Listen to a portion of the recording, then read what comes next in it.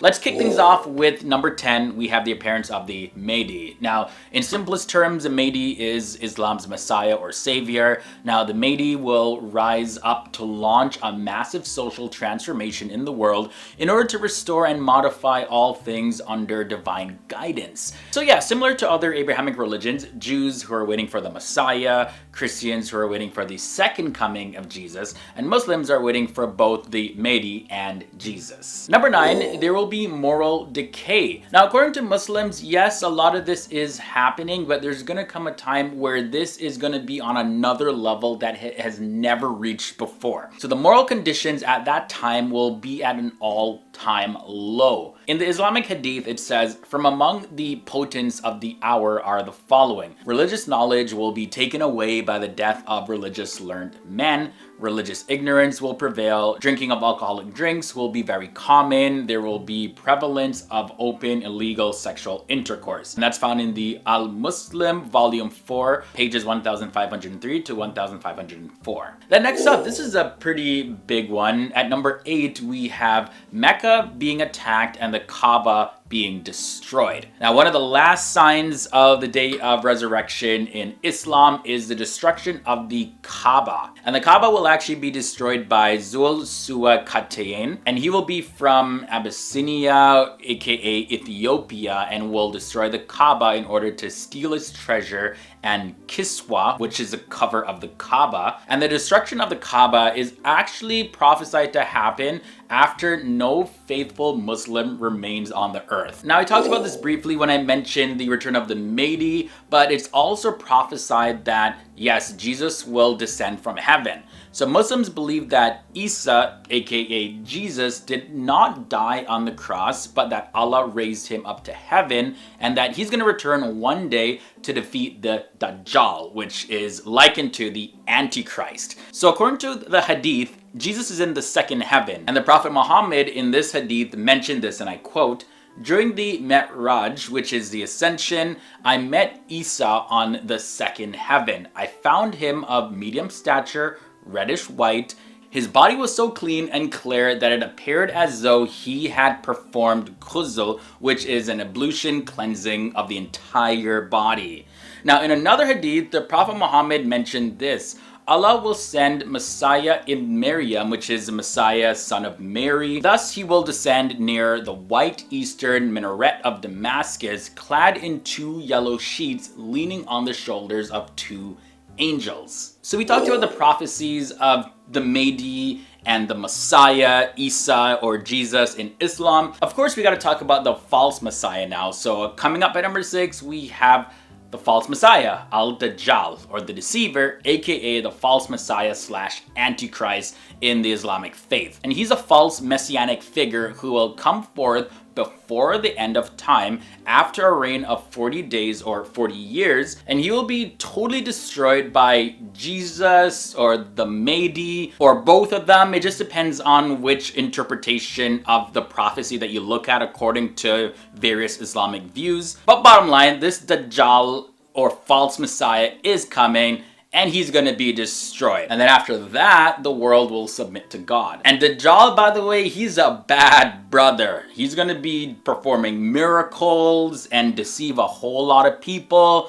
He's gonna make it appear like he's raising people from the dead. So he's gonna be really convincing, and at this time, it's gonna be such a time of deception that, like, if you're not on your A game, you're gonna be deceived. This guy's gonna be the master deceiver. Now, moving on to number 5, we have the prophecy of Yajuj and Majuj, aka Gog and Magog. So now this is recorded in the Quran in the following verse: "But when Yajuj and Majuj are let loose and they rush headlong down every hill." So just to talk a little bit more about Yajuj and Majuj, what's going on here anyways? Well, they're located in a land that's hidden from our sight, and the exact location of where they are is unknown. But though there are many interpretations that do exist, none of these, however, can be said to be 100% absolute. But they, the people of Yajuj and Majuj, are human beings, and according to a narration or a hadith, they are the offspring of Japheth, the son of Noah. These guys are so bad, like they can literally drink up a lake so fast, like all the water in the lake, and they just want to destroy people. Like they will destroy any living thing in their path. I ain't trying to see them let loose. No. I'm staying in self-isolation if that's the case. But anyways, guys, moving on to number 4, we have a huge black cloud of smoke that's going to cover the entire earth. So in the Quran, it says, "So be on the watch for a day when heaven shall bring a manifest smoke covering the people. This is a painful chastisement." And that's found in Surah 44, verses 10 and 11. And then the Prophet Muhammad also said, "The hour will not rise until you have seen 10 signs, the rising of the sun from the west and the smoke the beast." And actually, let me just pause the quote right there, because there's a difference of opinion regarding whether or not the smoke mentioned in this verse in the Quran refers to the smoke that was foretold as one of the signs of the final hour. It's mentioned that the smoke will cover the earth for a period of 40 days, which will affect both believers and disbelievers. Now, the believers will be affected as if they're suffering from a common cold or something, whereas the non-believers will suffer in a much more harsher way. But let's now move on to the prophecy of the beast of the earth. Now, the beast was also mentioned in the Quran in the following verse: "We shall bring forth for them out of the earth a beast that shall speak unto them." And you can find that in Surah 27, verses 82. Now, there's differences of opinion amongst scholars regarding the details of the beast, but they are as follows. So the first is the appearance. So some scholars have held to the belief that the beast is a she-camel of the prophet Salih, and others stated that it's an animal that is a hybrid of many different animals, and others even say that this is actually a human being. Now, the next point is the place of emergence. Some scholars state that the beast will emerge from Mecca. Others say that it's going to emerge from the desert and then disappear, then emerge from a village and then disappear, and then finally from the Masjid al-Haram in Mecca. Now, there's another opinion that states that this beast will emerge from Ta'if. Then the next difference is its speech. So the beast will address the people with the words of Allah, saying, "Mankind did not believe our signs," and that's in the Quran, Surah 7, verses 82, while other scholars quote Ibn Abbas that speaking refers to the action of the beast in differentiating the disbelievers from the believers. And then the final difference is the role that the beast is going to have. So the beast will be tasked to differentiate the believers from the disbelievers, and Abu Huraira narrates that the Prophet Muhammad said this: "The beast of the earth will emerge and have with it the staff of Moses and the ring of Solomon. Now, it will use these to mark off the disbelievers from the believers." But one thing scholars can agree on is that the beast is coming. Next up, prophecy number 2, we have the sun will rise from the west. So we know the sun rises in the east. Well, not that it rises in the east, but like in the eastern direction, or what we call east anyways. That's where the sun comes up, and over in the direction of the west, that's where the sun sets. But in Islam, it is prophesied that the sun will rise from the west instead of rising from the east in the end times before the day of judgment. Now, both the Quran and the Hadith, they talk about this phenomenon, and the occurrence of this phenomenon is considered in Islam as one of the major signs that indicate that the day of judgment is close. Specifically, the Quran says, "No good will it do to a person to believe then, if he believed not before, nor earned good by performing deeds of righteousness through his faith."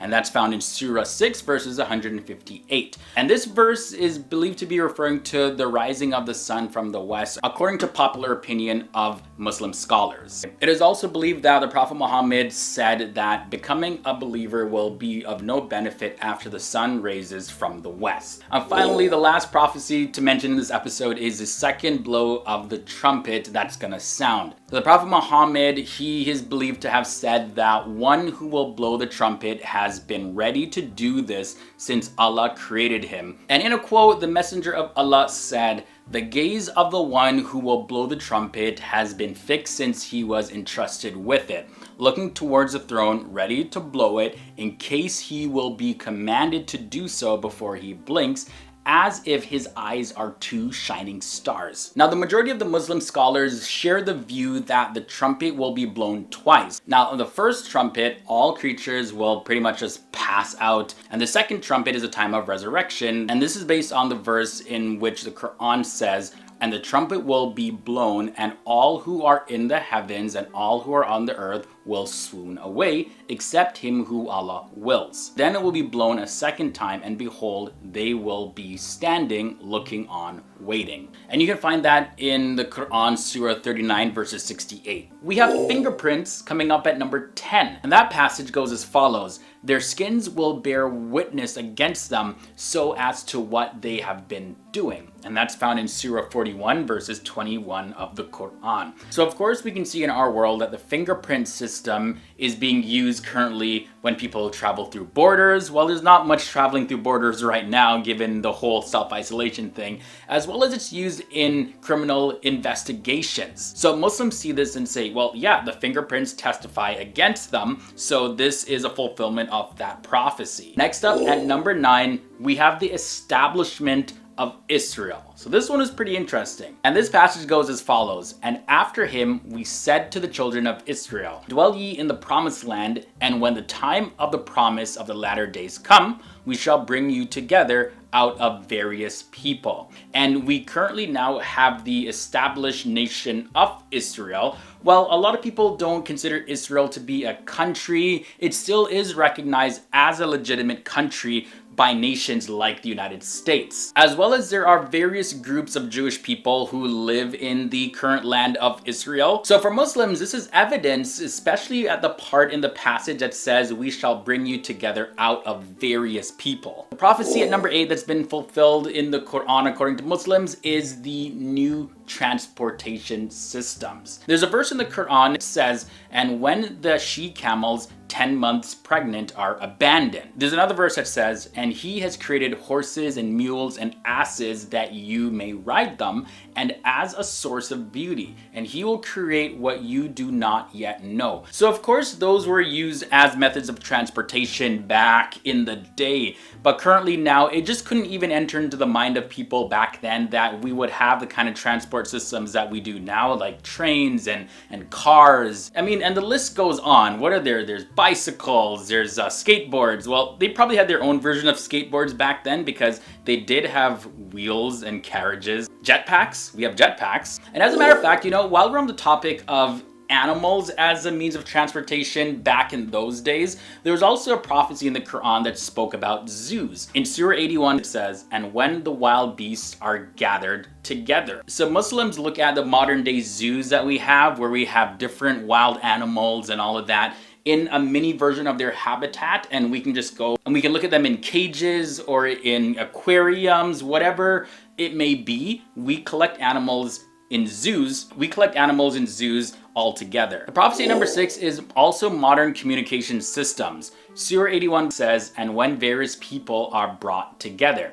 So we have all kinds of various transport systems where we can, you know, come together really quickly. And we also have communication systems like cell phones, satellite systems, the internet, all of that. We can actually come together right now. And, you know, especially now we're in self-isolation, quarantine and all that stuff. We can still have Zoom calls with people. Like, I'm still making these videos in self-isolation headquarters, aka my bedroom. I don't know why I always say it like that.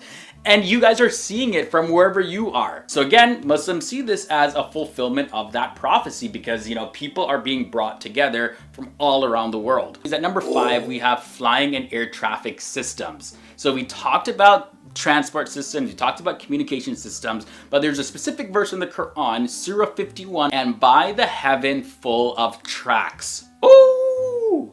So it's talking about like flying and the whole air traffic system, because yeah, when airplanes go up in the sky, it's not random. They literally have to calculate the distances, or else we would have planes crashing into each other, and that ain't pretty sight. We don't want people crashing. We don't want people dying. So yeah, this verse here in the Quran is seen as being fulfilled with airplanes and the modern air traffic systems that we have set up in our world today. Next up at number 4, we have oceans linked together. This is also a pretty fascinating one. There's a verse that says, and when the rivers are made to flow into each other, and that's in Surah 81. And another verse says, he has made the two bodies of water flow. They will one day meet. Between them, there is a barrier. They cannot encroach one upon the other. And also on top of that, there's a third verse, and that goes as follows, and he it is who shall merge the two seas together, this palatable and sweet, that saltish and bitter,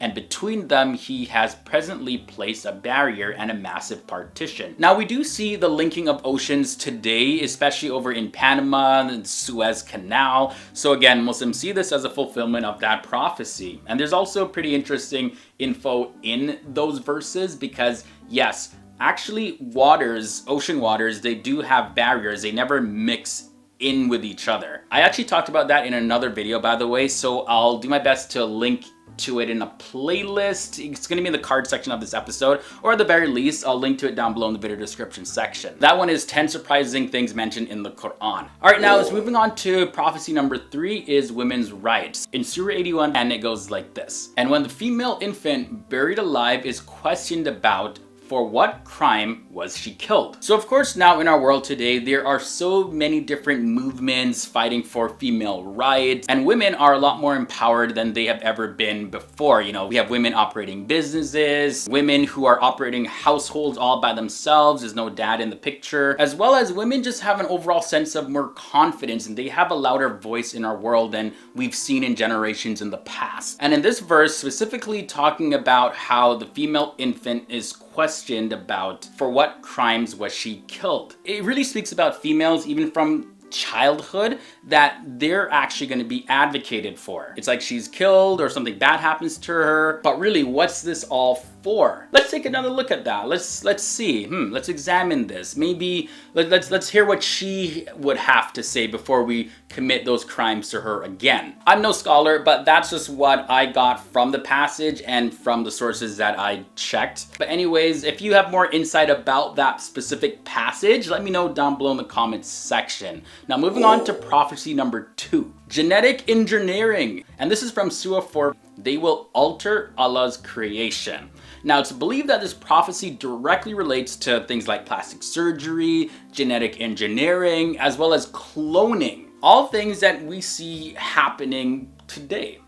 Kind of makes you think, what else are they doing? There's a lot of conspiracy theories too about like all these vaccinations and everything happening, just like altering our human state. That's a whole nother topic for a whole nother video. I'm not gonna get into that right now. I do have one more prophecy though. It is a prophecy about pollution. And specifically in the Quran, Surah 30, it says this, and I quote, corruption has spread on land and sea because of what man's hand have wrought. So we see things like fumes that are spit out of the chimneys from different factories, chemical as well as nuclear waste being dumped everywhere. There's a lot of pollution, especially in cities with a lot of traffic. And you know, we're just punching holes in the Earth's ozone layer with all the pollution that we're spitting out on land, on sea, in the air, everywhere. At least now though, in self-isolation, there's not many cars on the road, and a lot of companies have shut down. So like we're not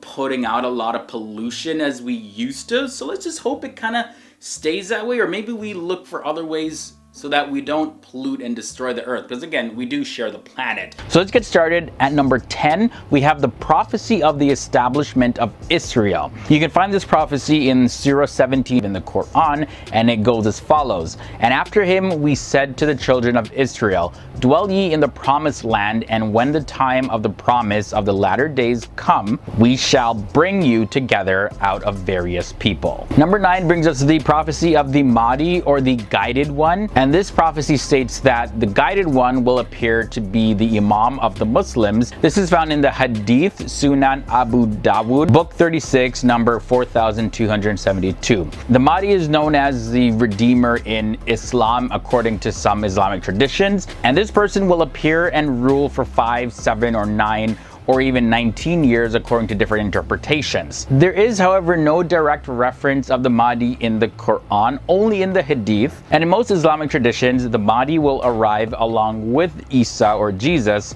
to defeat Dajjal, or the false Messiah. There's also a prophecy of earthquakes. In the Hadith, it says, the hour will not be established till earthquakes will increase in number, and that is found in Bukhari, volume 9, book 88.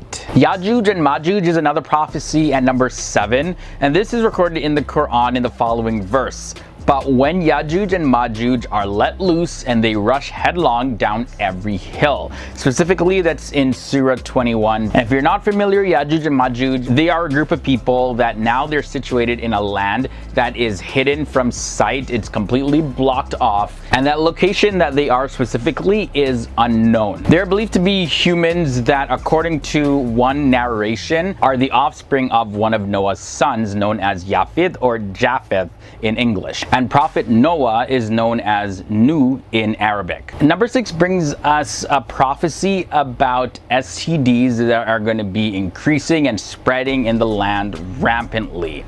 In the Hadith, there's a passage that says, O Muhajirun, you may be afflicted by 5 things. God forbid that you should live to see them. If fornication should become widespread, you shall realize that this has never happened without a new disease befalling the people which their forebears never suffered. So that talks about fornication and disease, STD, sexually transmitted disease. Moving on to number 5, there's a prophecy involving the darkness of the sun and the moon. This is found in the Quran, Surah 75, verses 6 to 9. And that goes as follows. When is the day of resurrection? So when the sight becomes dazed and the moon becomes dark and the sun and the moon are brought together. So in that passage, the sun is going to lose its brightness and heat and become dark, and the moon also is going to be darkened as well. The Kaaba getting destroyed is a prophecy at number 4. It's said that there's an Abyssinian leader with 2 small shanks is going to be the person that is going to destroy the Kaaba.